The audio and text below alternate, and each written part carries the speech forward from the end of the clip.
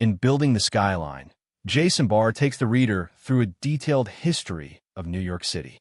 The book combines geology, history, economics, and a lot of data to explain why business clusters developed where they did and how the early decisions of workers and firms shaped the skyline we see today. Building the Skyline is organized into two distinct parts. The first is primarily historical and addresses New York's settlement and growth from 1609 to 1900. The second deals primarily with the 20th century and is a compilation of chapters commenting on different aspects of New York's urban development. The tone and organization of the book changes somewhat between the first and second parts, as the latter chapters incorporate aspects of Barr's related research papers. Barr begins Chapter 1 by taking the reader on a helicopter time machine ride, giving a fascinating account of how the New York landscape in 1609 might have looked from the sky. He then moves on to a subterranean walking tour of the city, indicating the location of rock and water below the subsoil, before taking the reader back to the surface. His love of the city comes through as he describes various fun facts about the location of the New York residence of early 19th century Vice President Aaron Burr, as well as a number of legends about the city. Chapters 2 and 3 take the reader up to the Civil War, 1861 to 1865, with Chapter 2 focusing on the early development of land and the implementation of a grid system in 1811. Chapter 3 focuses on land use before the Civil War. Both chapters are informative and well-researched, and set the stage for the economic analysis that comes later in the book. I would have liked Barr to expand upon his claim that existing tenements prevented skyscrapers in certain neighborhoods, because likely no skyscraper developer was interested in performing the necessary slum clearance. Later in the book, Barr makes the claim that the depth of bedrock was not a limiting factor for developers, as foundation costs were a small fraction of the cost of development.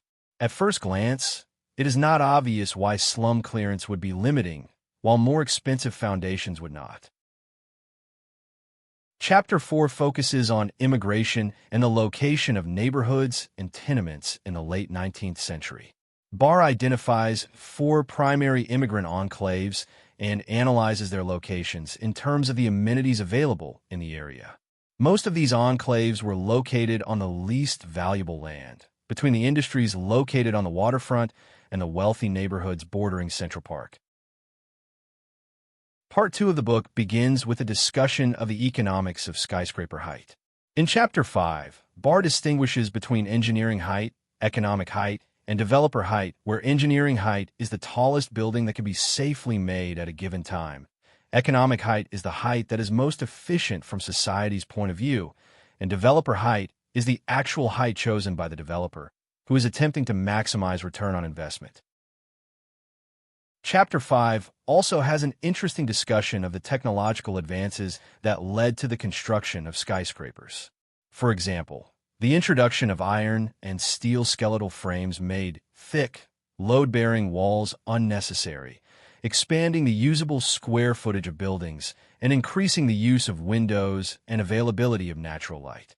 Chapter 6 then presents data on building height throughout the 20th century and uses regression analysis to predict building construction. While less technical than the research paper on which the chapter is based, it is probably more technical than would be preferred by a general audience.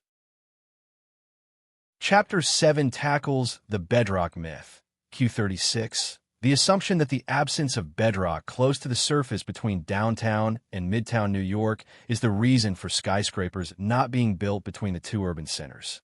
Rather, Barr argues that while deeper bedrock does increase foundation costs, these costs were neither prohibitively high nor were they large compared to the overall cost of building a skyscraper. What I enjoyed the most about this chapter was Barr's discussion of how foundations are actually built. He describes the use of caissons, which enable workers to dig down for considerable distances, often below the water table, until they reach bedrock. Barr's thorough technological history discusses not only how caissons work, but also the dangers involved. While this chapter references empirical research papers, it is a relatively easy read. Chapters 8 and 9 focus on the birth of Midtown and the building boom of the 1920s. Chapter 8 contains lengthy discussions of urban economic theory that may serve as a distraction to readers primarily interested in New York. However, they would be well suited for undergraduates learning about the economics of cities. In the next chapter, Barr considers two of the primary explanations for the building boom of the 1920s, the first being exuberance and the second being financing. He uses data to assess the viability of these two explanations and finds that supply and demand factors explain much of the development of the 1920s. Though it enabled the boom, cheap credit was not, he argues, the primary cause. In the final chapter, Chapter 10, Barr discusses another of his empirical papers that estimates Manhattan land values from the mid-19th century to the present day. The data work that went into these estimations is particularly impressive. Toward the end of the chapter, Barr assesses whether skyscrapers are a cause or an effect of high land values. He finds that changes in land values predict future building height, but the reverse is not true. The book ends with an epilogue, in which Barr discusses the impact of climate change on the city and makes policy suggestions for New York going forward.